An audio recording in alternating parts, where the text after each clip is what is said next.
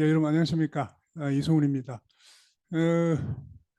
정말 오늘 그 우리 황재혁 교수님도 지금 그 감기가 걸려가지고 오늘 여기 대면으로 올지 말지를 어제까지 고민을 나누고 했는데 그 조금 힘이 들면도 불구하고 오늘 정말 이 행사가 너무 중요하다.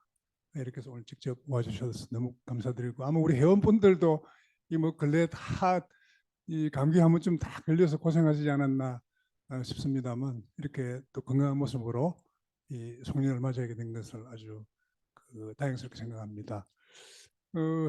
이 정세가 뭐 하도 엄혹하다 보니까 우리가 이게 조금 외진 곳에 뭐 훌륭한 시설입니다만 이 외진 곳에서 지하에 모여서 마지막 금년 포럼을 하게 됐고 또 아까 저녁 고기 한 점 먹는 걸 우리 걱정해야 되는 이것이 다 이 정세의 반영이 아닌가 막 그런 생각이 듭니다만 임 교수는 너무 고생하지 말고 걱정하지 말고 그냥 오늘은 저 고기도 먹고 맥주도 한 잔 마시고 그렇게 해보십시오. 괜찮습니다. 네, 오늘 그 우리 세계전략위원회에서 시진핑 3기 중국의 뭐 뭐랄까요 외교 정책 혹은 대외 전략 이제 이걸 이제 오래 전부터 사실은 임청 교수하고 그 의논을 해서 한번 꼭 해야 되겠다. 그래서 이제 뭐 시간 이렇게 보다가 결국 그 연말에 이렇게 하게 됐습니다.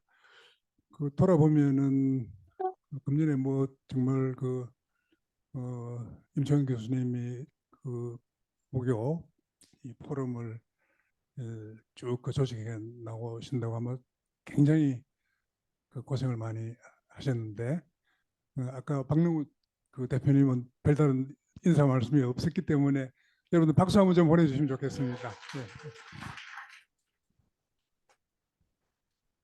근래 뭐 좀 다른 분이 이제 맡았으면 좋겠다 이런 청도 있던데 그냥 본인이 좀 계속했으면 좋겠습니다.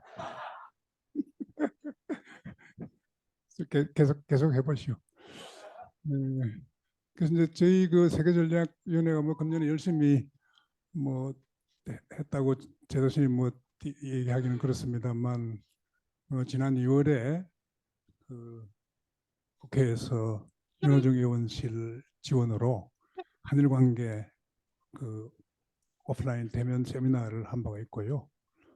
또 여름에 어느 달인지 여름에 대외 전략 그 여러 가지 비전과 조금 큰 그림을 그리는 그런 또 세미나 같은 형식으로 국회의원회관에서 개최한 바가 있습니다.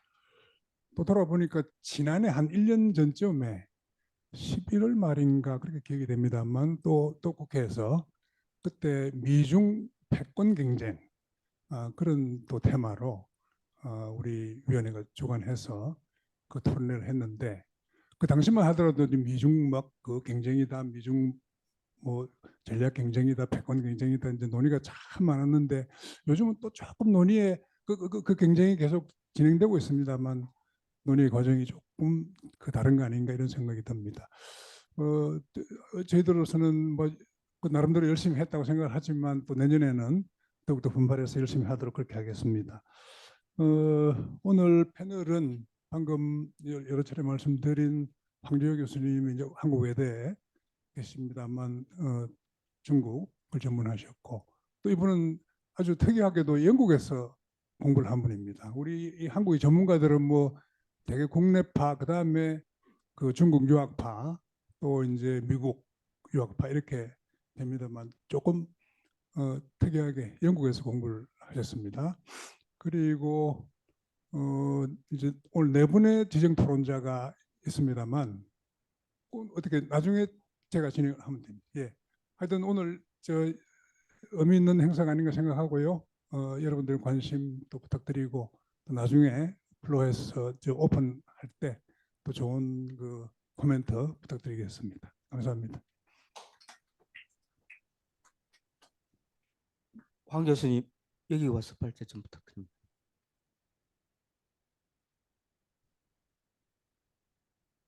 이건 때릴 때는 이 식구가 이거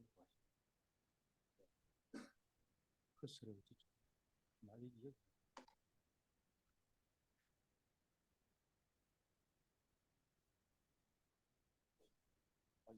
네, 이 주인이 아니라.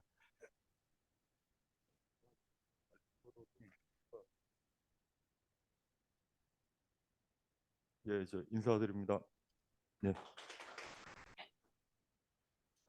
어, 에, 먼저 대표님과 그 포용과 혁신 여러 선생님 여러분, 또 이수훈 대사님과 세계 전략위원회 초대해 주셔서 진심으로 감사드립니다.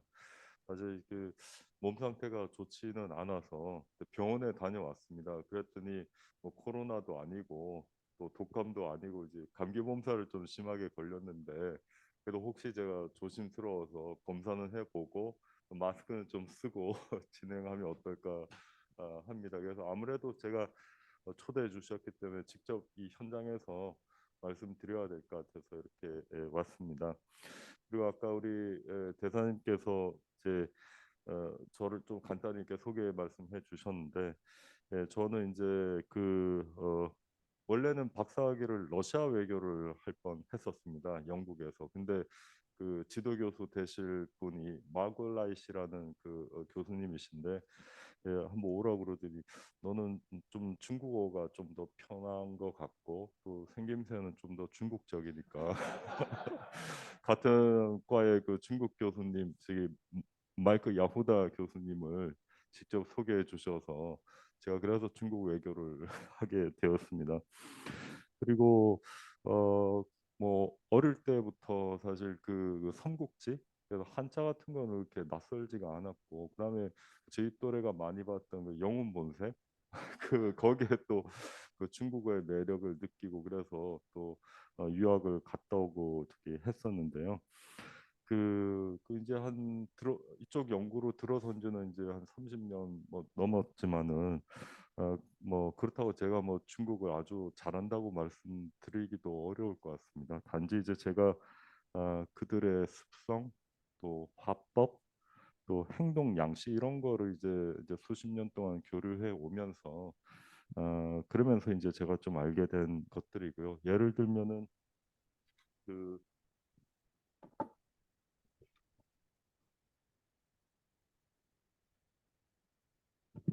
예를 들면은 그 중국 사람들한테 우산을 선물하면 안 됩니다. 하게 되면은 헤어진다는 뜻이기 때문에 헤어질 산자잖아요, 우산에. 예, 그리고 제가 이제 국방연구원에 있다가 외국어대로 옮겨고 나니까 그 학교 선물을 사서 한번 중국 군 쪽에 친구들 한번 찾아갔는데 모자 학교 모자를 이제 캡을 다 사가지고 갔는데 사실 중국 친구들이 막 기겁을 했었습니다. 왜냐하면 제 학교가 그때는 외대가 파란색이 아니라 녹색이었거든요. 그래서 녹색 모자를 사가지고 왔는데 중국에서는 녹색 모자가 남편이 바람을 피다라는 뜻이거든요. 그래서 그러니까 이런 것도 제가 다 지내오면서 알게 된 것들인 거죠. 그것도 중국 사람들은 회를 잘 먹지를 않고 바닥에 앉는 거를 싫어하고, 이거는 이제 제가 중국 업무를 담당하면서 그래서 축적된 어떤 노하우인 거고, 또 오늘 주신 이 시진핑 3기 중국의 대외 전략, 이것도 사실은 중국이 워낙 방대하고 큰 나라고 또 정책을 담당하는 여러 많은 기관들이 있고 많은 사람들이 있어서 사실 말씀드리기가 조심스럽지만은 제가 아는 범위 내에서 또 대사님께서 이 주제를 한번 꼭 발표하라는 엄명이 있으셔서 한번 나름 준비해 보았습니다. 어, 그 이 주제를 어떻게 정의하면 좋을까 이제 고민을 많이 했는데, 아마 대외 관계 부분은 이 중국의 또 상대 국가들이 있기 때문에 이거는 우리 오늘 같이 패널로 참여해 주신 네 분 선생님께서 또 워낙 전문가시니까 또 다 보충 보완 말씀 잘 해 주실 거고요. 크게는 이제 세 가지 파트로 나누게 되겠습니다. 자료는 이제 미리 보내드렸는데 뭐 대외 전략 부분이 있고 그다음에 대외 관계 부분이 있고 그다음에 한국의 대중국 전략 이렇게 세 가지 파트로 한번 준비해 보았습니다. 그 제가 올 여름에 중국에 한 2달 정도 다녀왔습니다. 그러니까 베이징 말고도 지방 여러 곳을 다녀보았는데 지방 어디를 가도 다 시진핑의 구호나 슬로건이 곳곳에 다 있습니다. 기관뿐만 아니라 뭐 대학이나 모든 길거리에도 다 있는데요. 예를 들면은 그 파란 규정이라는 게 있습니다. 그 낭비하지 말고 부패하지 말라 이런 여러 가지 많이 들어보셨을 때 이게 이제 한국의 김영란법인 거죠. 근데 이게 시진핑이 집권하고 나서 2013년 이후에 이제 새로 정책화돼서 나왔다고 이제 많이들 알고 있지만 사실 이거는 시진핑이 20대 때 처음으로 허베이성의 작은 현에 작은 지방 관리로 첫 출발했던 적이 있습니다. 20 몇 살 때요. 그때 자기가 맡았던 그 현 지역에서 처음으로 만들어냈던 규정이 육항 규정이라고 있습니다. 그러니까 시진핑의 지금 많은 정책들은 이제 새로 나온 것들도 있겠지만 상당한 부분은 시진핑의 그 오랜 어떤 지난 인생 동안 또 그 초기 초기 지방 관리서부터 쭉 해오는 과정에서 만들어진 정책들이 이제 국가 정책화 되는 겁니다. 그래서 지금 마찬가지입니다. 중국의 대외 전략도 시진핑이 오랫동안 생각해왔던 여러 그런 것들이 이제 대외적으로 드러난 거로 저는 이제 많이 이해를 하고 있고요. 그다음에 시진핑의 지금 여러분들 많이 들어보신 인류운명 공동체나 중국몽이나 또 신형 국제관계 뭐 이런 것들은 이미 시진핑이 2013년에 이제 일기를 시작하고 나서부터 좀 쭉 이렇게 계속 발전해 오는 겁니다. 우리는 이제 한국은 이제 정부가 5년이니까 처음에 이제 대선 때 슬로건으로 이대 뭐죠 외교 정책으로 필요하고 대선 이후에 또 정부가 5년 동안 좀 움직여 갈 때 필요한 여러 가지 논리적인 어떤 이론적인 그런 제공하는 측면이 많다고 하면 중국은 적어도 이전에는 임기가 10년이었고 또 지금은 거의 20년을 바라보지 않습니까? 그렇기 때문에 중국의 대외 정책 관련된 내용들은 정말로 갈수록 체계화되고 있고 심화시키고 있고 그래서 웬만큼 연구를 꾸준히 하지 않으면 이 대외 정책을 팔로우하기가 상당히 어렵다는 말씀을 또 드리고 싶습니다. 그 제가 이제 먼저 중국의 대외 전략에서 가장 중요한 파트는 역시 시진핑 개인의 DNA부터 우리가 살펴보아야 된다라는 말씀을 드리고 싶습니다. 중국 외교와 전랑 외교라고 그래서 아주 울프 워리어 뭐 이렇게 많이 서방에서 네임화해서 중국 외교의 어떤 강경화, 강성화 이런 걸 많이 강조하고 있는데요. 사실 시진핑의 성향하고도 많이 관련이 있습니다. 그 표현이 꼭 맞는지는 잘 모르겠지만은 상당히 많이 반영하고 있다는 말씀을 드리고 근데 왜 이렇게 중국 외교가 점점 강해지느냐, 강경해지느냐 그리고 결국 외교는 내정과 함께 최고 지도자의 특성을 많이 반영하기 때문이죠. 이전에 마오쩌둥이나 마오쩌둥이나 덩샤오핑은 중국을 건국하고 나름 중국 역사에서 사회에서 상당히 존경을 받는 인물이고 권위가 또 있었습니다. 그런데 이제 그 다음에 나온 짱쩌민이나 후진타오는 사실 중국 지도부의 리더십에 이렇게 빌려온 케이스입니다. 짱저민도 덩샤오핑이 갑자기 이제 발탁해서 데려온 거고 또 후진타오는 중국의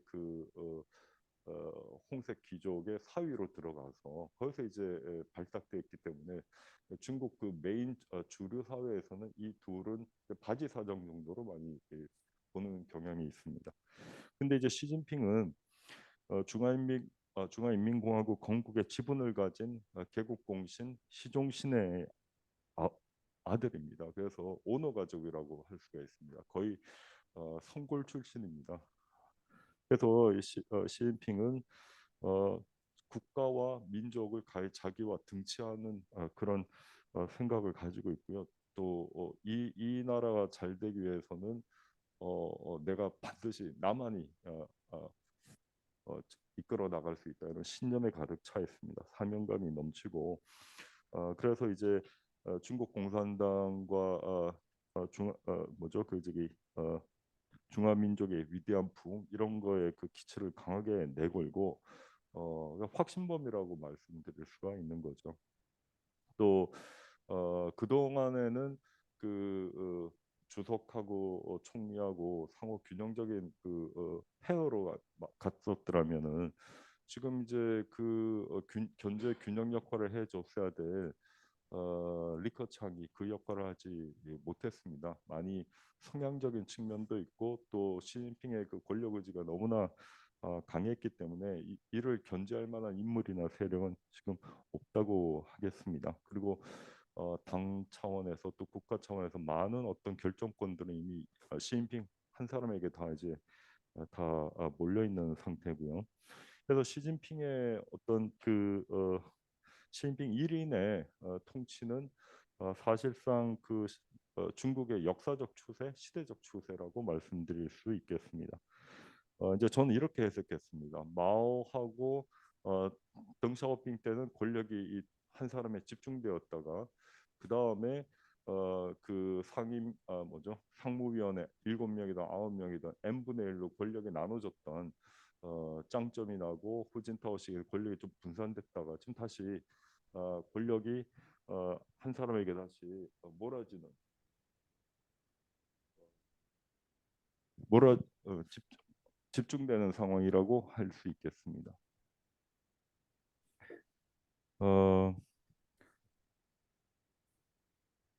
이런 것이 결국은 이제 앞으로 시진핑 1인 특색의 강력한 외교안보 정책이 앞으로도 계속될 수밖에 없다. 이미 지금 10년은 그런 모습을 보여왔잖아요. 앞으로의 10년도 마찬가지라고 말씀드릴 수 있겠습니다. 이제 하나 또 반대로 또 한번 생각을 해보면 그만큼 권력이 공고하기 때문에 조금 최고 지도자의 어떤 좀 유연성을 또 기대해 볼 수 있을까? 가장 뭐 중요한 어떤 정책에 있어서 시진핑의 결단이 있다면은 혹도 거기에 어떤 기회를 창출할 수 있을까? 이런 생각도 해볼 수 있습니다. 이제 바로 이어서 시진핑 3기 올해부터의 외교적 코드 같은 걸 한번 좀 살펴보도록 하겠습니다.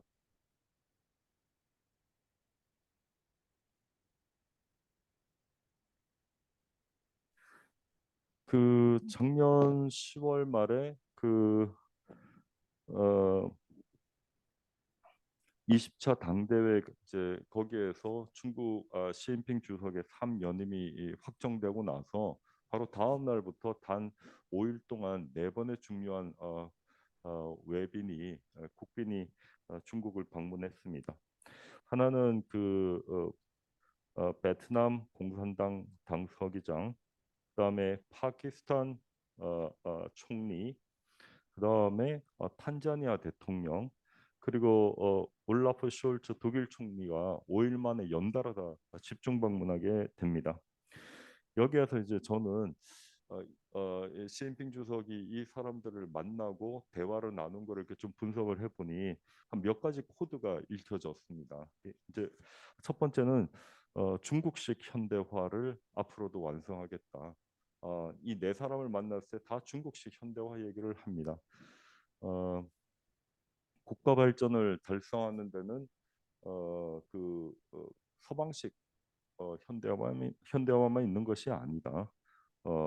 이제 암시를 하는 거고요. 그 다음에 그 중국을 보아라. 중국이 결국은 지금 세계 넘버 투의 경제 강대국으로 올라서고 있고, 이거는 서방의 그 현대화를 카피해서 그런 것이 아니라 중국만의 특색과 중국만의 방식으로, 중국만의 속도로 이렇게 이루어왔다. 그러니까 자율성도 많이 강조하는 그런 현대화가 되겠고, 그리고 중국 위에도 사회주의 현대화의 경쟁력 이런 것도 은연중에 내비칩니다. 왜냐하면 이제 지금 또 다른 성공 모델로서 또 베트남도 있지 않습니까? 그러니까 서방식 현대화만 정답이 아니다. 그러니까 중국이 결국 어떤 대안으로서 앞으로 올라설 수 있다. 이런 거를 은연중에 보여줍니다.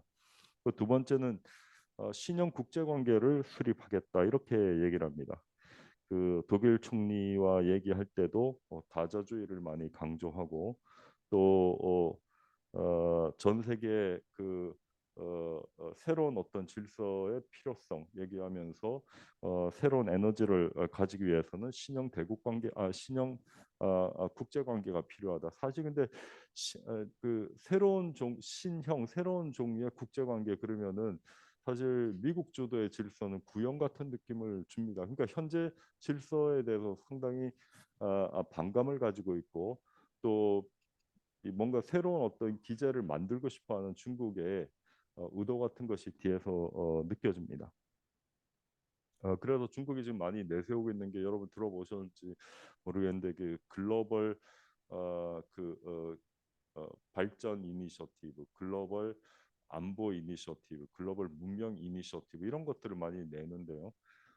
이제 이런 게 제가 볼 때는 이전에 시진핑 이전의 지도자들은 새로운 어떤 이슈를 어떤 외교적 어떤 아젠다를 던지고 이런 건 없었습니다. 근데 시진핑은 지금 물론 그 내용이 아직 국제사회에 긍정받지는 못하고 있지만은, 그래도 적어도 어떤 비전을 제시하려는 이런 것 움직임을 많이 보여주거든요.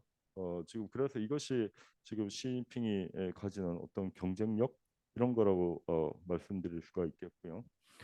그다음에 세 번째는 인류 운명 공동체의 비전 강화.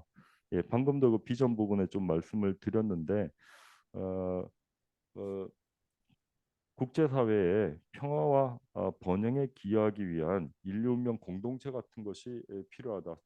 중국은 그런 역할을 하겠다. 그래서 1대1로도 만들어내고 있고요.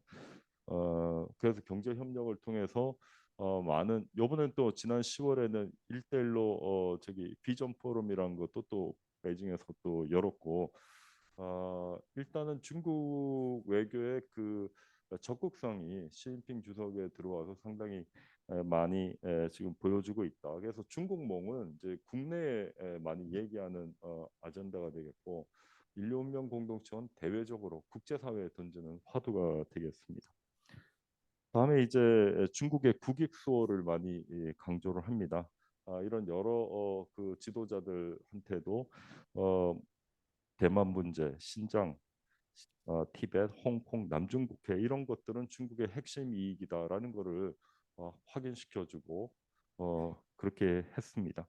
근데 이 네 개 국가들을 이렇게 보시면은 재밌습니다. 독일은 유럽, 파키스탄은 남아시아, 베트남은 동남아, 탄자니아는 아프리카 국가입니다. 그리고 이 지역에서 영향이 있는 국가들입니다.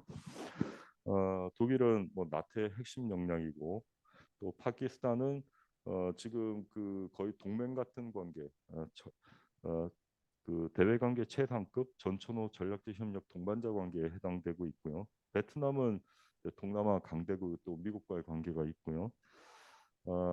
또 탄자니아는 아프리카에서 중국을 대변할 수 있는 국가입니다. 그래서 시진핑 3기 외교는 앞으로 대륙별로 또 전략적 거점별로 어떤 핵심 국가들이랑 연계해서 주변에 파급력을 가지는 이런 모습을 많이 보여주겠다라는 생각을 해 보았습니다. 이제 중국의 대외 관계 부분으로 좀 이제 말씀드리도록 하겠습니다. 왕이 외교부장이 이제 작년 2022년 12월 말이죠. 그때 한 포럼에서 2023년에는 중국 특색의 새로운 외교를 만들어가겠다 이런 얘기를 했습니다. 그리고 6대 과제를 얘기를 했는데 하나는 정상 외교를 활발히 펼치겠다. 그리고 전방위 외교로 확대하겠다. 또 글로벌 가버넌스를 개선하겠다. 또 국가의 고품질 발전에 기여하겠다. 핵심 이익을 수호하겠다. 국제적 발언권을 강조하겠다. 국제적 발언권 경우는 올해 특히 제가 주목했던 것이 한 두 가지가 있는데 하나는 그 이란하고 사우디아라비아 국가 수교에 중국이 크게 역할을 했습니다. 그리고 또 우크라이나하고 러시아의 평화 협상에 기여하겠다 해서 담당 대사직까지 설치해서 지금 움직이고 있고요. 그다음에 이스라엘하고 또 그 하마스 갈등에도 지금 중국이 역할하고 있습니다. 이러면서 중국이 국제사회에서 상당히 목소리가 커지는 좀 6가지 그 6대 과제 중에 그 정상 외교는 올해 중국에서 아주 많이 이렇게 열렸고 또 특히 또 그 국제적 발언권 이런 것이 특히 올해 한 해 눈에 많이 띄었습니다.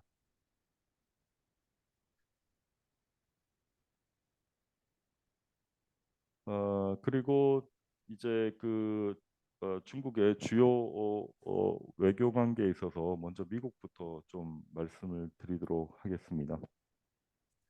어,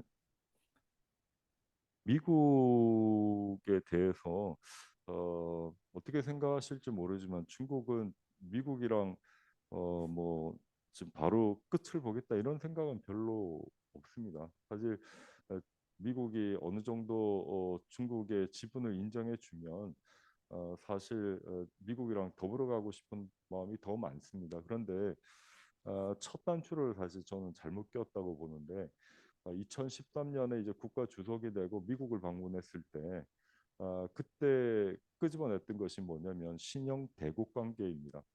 아까 뭐 신형 국제 관계도 있고 여러 가지 외교적 슬로건을 다 개념들을 제시를 했는데 지금 거의 유일하게 사용되지 못하고 있는 것이 신형 대국 관계입니다. 그러니까 사실은 신형 대국 관계에는 미중 간에 우리 양 강대국 간에 이제 새로운 관계 설정을 하자 이런 그 메시지였던 거죠. 그래서 그 저기 태평양은 미국하고 중국이 국익을 핵심 이익을 나눠도 남을 정도로 크다 뭐 이런 식의 제안을 했는데 거기에 당시 미국이 중국이 좀 오버한다 이런 생각을 했던 거죠. 근데 이게 시진핑이 그동안 이전에 중국 외교가 상당히 도광양에 이렇게 때가 될 때까지는 이렇게 엎드려 있는다는데 사실 시진핑이 들어오고 나서 일어서 버린 겁니다. 근데 시진핑 외교를 지지하는 일군의 학자들은 코끼리가 나무 뒤에 숨어도 뭐 안 보이는 거 아니지 않느냐. 그러니까 결국 불가피한 어떤 과정으로 많이 얘기를 하고 올 게 왔다라는 게 더 많습니다. 그럼에도 중국은 이렇게 조금 참호전, 진지전, 뭐 이렇게 장기전 이런 쪽에 성향이 더 많습니다.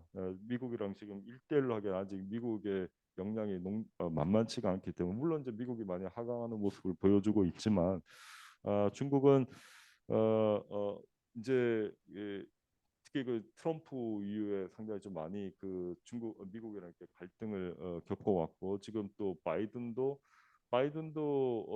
뭐 또 다른 트럼프라고 지금 많이 인식하고 있거든요. 그 다음 대통령이 누가 되더라도 미중 간의 갈등은 계속 되겠지만 그 강도를 조금 낮추려는 게 현재 중국의 입장인 것 같습니다.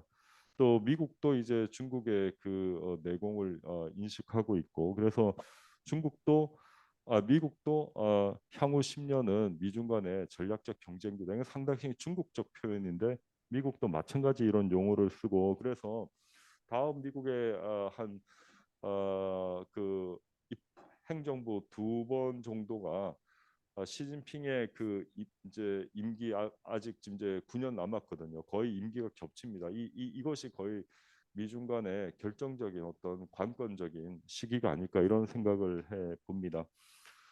그리고 중국은 이제 투입을파라는 표현을 쓰는데 싸우되 전체 틀은 깨지 않는 어, 어, 중국도 그 국내 오디언스들이 많고 또 대만 문제 자기 약점들이 많기 때문에 미국의 그 밀리는 모습을 보일 수는 없습니다. 그래서 아마 중국의 그 핵심 이익이라고 생각되는 거에 미국의 공세가 계속된다면 중국도 아마 물러서지는 않을 것 같습니다. 다음으로 이제 러시아인데요. 러시아는 그 이제 중국과 전략적 협력 동반자 관계죠. 근데 동맹 관계는 아니고요. 거의 뭐 준 동반자처럼 좀 행동하고 있는 거는 상호 이익이 맞아 떨어지고 있는 거고요. 근데 이제 저는 이렇습니다. 중국이 이번에 러시아 우크라이나에 아무래도 이제 러시아 쪽에 조금 더 그 그쪽으로 마음이 가 있겠죠. 근데 이제 러시아 보기를 러시아는 당연히 지금 군사 대국이고 또 에너지 대국이고 합니다. 그렇지만은 러시아의 어떤 경제력을 다 해봐야 중국의 광동성 하나 정도밖에 되지를 않는 거거든요. 저희가 그 순방치안이라는 표현을 많이 하지 않습니까? 이거는 주로 중국 관계를 형용하지만은 저 개인적으로는 러시아도 이에 해당된다. 유럽의 순방치안이다. 그래서 중국은 가능하면은 러시아가 미국의 그 서진, 나토의 서진을 좀 많이 막아줄 수 있다면은 여기에 좀 힘을 비축하고 또 나중에 미국과의 본격적인 게임에 투입할 수 있다라고 생각을 합니다. 그렇지 않다면 지금 바로 미국과의 결승전에 나서야 하는데 이건 상당히 중국에게도 큰 부담입니다. 나토는 지금 전략 개념 2022년 전략 개념에 이제 중국을 처음으로 구체적인 위협으로 적시를 하고 있고요. 중국은 여기에 상당히 미국에 보이지 않는 의도가 많이 작용하고 있다라고 봅니다. 그리고 나토와 한미일 간의 그 연동 관계 이런 것들에 대해 상당히 거부감을 가지고 있고요. 또 한미일 같은 경우는 지금 사실 윤석열 정부가 들어오고 나서 한미일 관계가 상당히 이제 업그레이드 되고 있는데 이런 거에 대한 상당히 한국이 혹시 그 미일의 중국 봉쇄에 어느 정도 역량을 투입할 것인지 의지를 가지고 있는지 이런 거에 상당히 관심이 있습니다. 그래서 매번 한국 외교는 독립자주적이어야 된다고 얘기를 하고 있는데요. 그러면서도 아마 한국이 많은 약점이 있다. 한국 자체적으로 한중 관계에 또 약점이 있고 또 한일 간의 오랜 또 역사적인 분쟁도 있고 또 한미일 간의 삼국 간의 또 여러 그 경제 안보적인 또 이해관계가 다르기 때문에 뭐 동맹으로 더 나아가기는 어려울 것이다. 이런 생각을 또 내심 가지고 있습니다. 대만 문제는 지금 미중 관계 가장 뜨거운 이슈였고 또 뭐 2027년에 뭐 전쟁까지 발발할 거다 이런 얘기들이 많이 나왔지만은 사실 그 자세히 보시면은 이런 그 대만 위기론, 중국의 대만 공격론 이런 것들은 사실 미국에서 많이 나왔습니다. 예를 들면은 뭐 인도 태평양 뭐 사령관이 의회 증언할 때 이런 발언을 한다든지 그래서 계속 이 지역에 좀 갈등적인 분위기를 많이 만들어냈고요. 또 그래서 결과적으로 또 대만의 무기도 많이 팔게 되고 뭐 이런 것들이 지금은 이제 요번에 샌프란시스코 미중 정상회담에서 미국이 가장 많이 미국 쪽에 요청했던 것이 대만 문제에 대한 확답을 달라 뭐 이런 식의 얘기가 있었다고 하는데요. 중국 쪽에 나온 그런 표현들 저기 보도들을 보면은 미국 쪽에서 어느 정도 동의한 걸로 이렇게 서방 신문에 이런 얘기들이 많이 나진 않았지만 어쨌든 지금 대만 문제는 이제 내년 그 대만 총통 선거도 있고 가능한 미중이 더 확전하지 않는 쪽으로 어떤 논의 같은 것이 이루어지지 않았나 이런 추측은 해봅니다. 그다음에 이제 한반도 같은 경우에는 우크라이나 전쟁이 결국 북한의 외교 안보 환경에 상당히 도움을 주고 있다. 그리고 러시아랑 북한의 상호 이해관계 때문에 아마 또 무기를 러시아에 제공하고 러시아는 또 필요한 에너지나 경제 지원을 하고 이런 건데 결국은 또 아무래도 중국을 자극하지 않을까 싶습니다. 북한의 그 정권 수립 기념일 구구절에 중국에서도 부총리를 보냈습니다. 근데 간 부총리의 자세한 그 인적 사항을 보면은 경제 담당 부총리이고 또 그리고 부총리가 되기 전에 그 흑룡강성에서 요룡성인가요? 흑룡강성에서 또 성 지도부로 일을 하고 북한이랑 또 교류를 또 많이 했습니다. 그래서 충분히 소통할 수 있는 그런 위치에 있는 사람으로 저는 이해를 하고 있습니다. 그래서 미중이 경쟁하는 상황에서는 당연히 미국이나 한국에 좋은 그런 대북 정책의 선택은 하지 않을 거라고 봅니다. 그리고 한국은 지금 시진핑의 그 3기 외교에서 광폭 외교에서 거의 한국만 지금 빠져 있는 상황이고요. 어, 그 지금 미중 경쟁에 가장 옆에 그 때리는 시누이가 밉다 이런 표현처럼 한국이 윤 대통령만 지금 완전히 미국 쪽에 줄을 서는 이런 모습을 많이 보여주고 있어 사실 그렇게 마음에 들지는 않습니다. 그렇지만 이번에 한중일 그 외교장관 회담 부산 회담에서 보듯이 그럼에도 한국을 관리하려는 의지는 좀 있어 보입니다. 이제 그 23년 중국 외교 올해를 좀 보면은 상당히 그 다자 외교, 거점 외교, 집중 외교 이런 양상들을 많이 보여줍니다. 여기에 지금 주요 국가별에 언급되지는 않았지만은 SCO, 브릭스 이런 걸 다 지금 확대하고 있고요. 또 남미 국가들과도 관계를 강화하고 있고 그런 모습을 보여주는데 앞으로 중국의 영향력 제고하는 그런 행보들을 앞으로 계속 보실 수 있을 것입니다. 이제 마지막으로 이제 한국의 그 대중정책 파트가 되겠습니다. 저희가 한국의 그 대외 정책을 결정하려고 하면 가장 중요한 거는 그 국제 질서의 흐름, 이 트렌드가 어떻게 진행되고 있느냐인데 지금 보면 어떤 분들은 이미 신냉전이라고 얘기를 하고 뭐 이렇게 합니다. 그러면 당연히 한쪽으로 서고 싶지 않아도 서야 되는 상황이 될 수밖에 없습니다. 그런데 저는 좀 근본적인 그 질문을 좀 던지고 싶은데요. 과연 미중 관계가 신냉전에 있는가? 그 미소가 적대적인 관계에 있었던 그때는 분명히 냉전이라고 얘기하는 것이 맞는 거죠. 그리고 지금도 미소처럼 미중도 좀 냉전적인 진영화 한쪽에 이렇게 그룹핑하는 모습들은 보여주고 있습니다. 그러나 이거를 냉전이라고 표현하는 건 맞는 건지 아니면은 신자를 붙여서 신냉전이라고 하는 것이 맞는 건지 이거는 여전히 논쟁적입니다. 저는 그 영화 그때 그 뭐죠 그 배트맨 그 봤을 때 조커가 막 웃으면서 때리고 때리면서 막 웃고 맞으면서 웃고 이런 모습이 있고 지금의 그 저기 국제 질서 같은 느낌으로 많이 받았습니다. 근데 저는 그 헨리 키신저 미 국무장관이 몇 년 전에 신냉전의 초입에 와 있다 이런 표현을 제가 상당히 공감을 하고요. 지금 그 초입 정도지 완전히 들어온 건 아니라고 보고요. 그리고 이런 그 강대국들의 경쟁하는 모습은 그동안 계속 있어 왔습니다. 그렇기 때문에 우리도 너무 이렇게 급하게 뭐 한쪽에 이렇게 서야 된다 이런 압박감을 느끼지 않아도 좋을 텐데요. 그 이유로서 첫 번째는 미중 관계의 성격 때문입니다.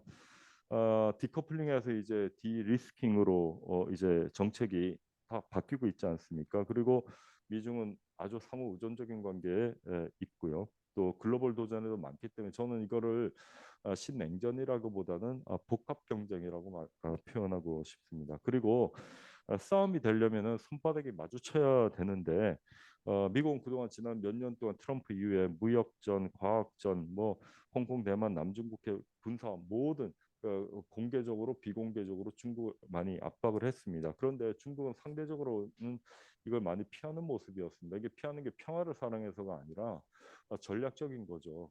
그래서 지금은 타이밍이 아니라고 보고 있고요. 그래서 저는 대만 문제 관련해서도 중국이 지금 대만을 공격할 그 모험을 걸 필요가 지금은 없는 거죠. 해도 만약에 성공하지 못한다면은 정권이 날아가는데 왜 그런 모험을 하겠습니까? 이런 모든 것들이 지금 미국에서 많이 나오고 있습니다. 그래서 중국은 이거를 전보다는 전투 정도에 많이 좀 국한시키려는 모습을 보이고 있고 저는 냉전을 굳이 냉전이라고 부른다면 아까 말씀드린 초입이고 1년을 24절기로 나눌 때에 미소 냉전 시기는 소환이나 대안에 해당된다고 생각합니다. 그런데 미중 간의 한랭 정선이 형성되고 있지만 동지가 입동이 아직 오지는 않았고 이제 할로 이슬이 맺히는 할로 그리고 서리가 내리는 상강 정도라고 저는 해석하고 있습니다.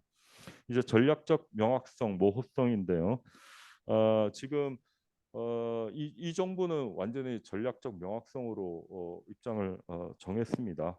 어, 그렇지만은 저는 이 명확성이나 모호성이 뭐 어느 하나를 꼭 반드시 취사 선택할 필요가 없습니다. 명확성 입장을 가지면서도 모호성을 또 활용할 수 있고 모호성 입장에서도 어떤 때 명확성도 필요하고 좀 자유자재로 외교를 할 수 있으면 좋겠다라는 생각이고요.